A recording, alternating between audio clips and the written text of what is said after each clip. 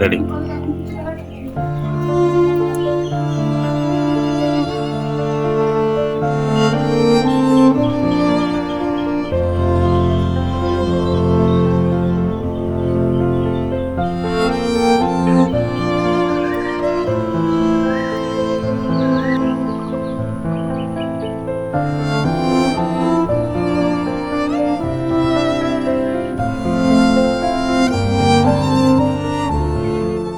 আমার আব্বা গত 28 তারিখ মারা গেছে ইরানের যুদ্ধ হামলায়।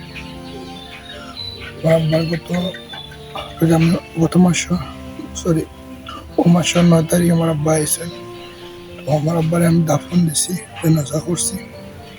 আমরা যে এই পরিকল্পনা আসলো না যে আমরা আব্বা মারা যাইবা ইরানের মিসাইলে এবং আমরা যে ঈদ করতাম পারতাম না আব্বা লই। সবচেয়ে বড় দুঃখের বিষয় হচ্ছে আমরা যে সময় ঈদের কাপড় কিনছি ওই সময় আমার আব্বারে আমি দেখছি না, আমার আব্বারে আমি সালাম করতাম পারছি না।